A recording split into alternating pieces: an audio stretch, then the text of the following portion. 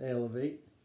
Uh, just want to reach out and give you a few ideas of thoughts you can throw around. And when you're talking to your friends and such, maybe some ideas that'll help them see the hope in the Lord. And so here's first idea. First idea is Genesis 1 1. In the beginning, God created the heavens and the earth.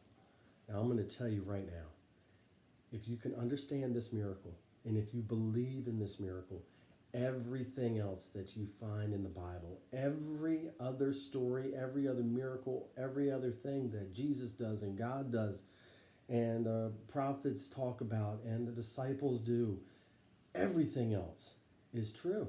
And it can be true because if you put your faith in the fact that God created the heavens and the earth, and if you believe that, all other miracles are easy to believe.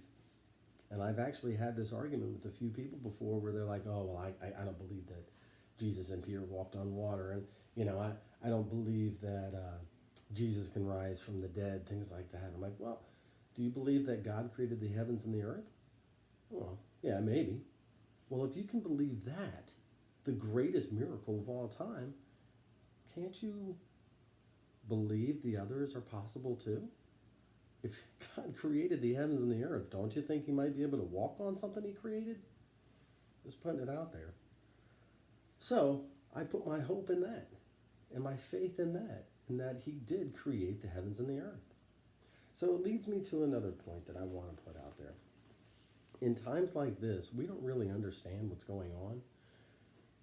Mainstream media is not going to help us for the most part, but we have to kind of trust in others a little bit. But we are not trusting in our own understandings right now. So, you guys probably know where I'm going with this. Proverbs 3, starting in verse 5. But I'm going to add some more to it that you probably don't read too often. 3, starting with 5. Trust in the Lord with all your heart, and lean not on your own understanding, but in all ways acknowledge him, and he will make your path straight. Verse 7, though, says, do not be wise in your own eyes. Fear the Lord and shun evil. This will bring health to your body and nourishment to your bones. So, lean on him for the understanding, not yourself.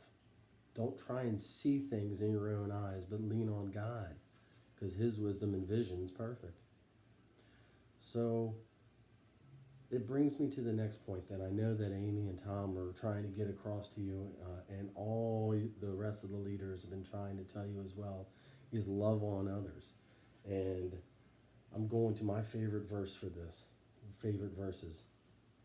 John 13:34 starts by saying, a new command I give you is to love one another. As I have loved you, so you must love one another. And by this, all men and women will know that you are my disciples if you love one another. Well, if you don't know how to love one another right now, in times like this, give them Genesis 1:1. Start there. Or go to Proverbs and tell them not to understand on their own right now, but understand with God. And then, of course, you can always go to John 3:16 and talk about how God so loved the world that he gave his only Son. And anyone who believes in him shall not perish but have eternal life. These are the things we can hope in. These are the things we can lean on. This is what we can believe in.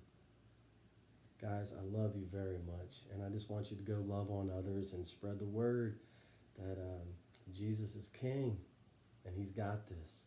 This did not take God by surprise. And like I mentioned before, we were brought to it, but God's going to see us through it. I love you guys. Peace.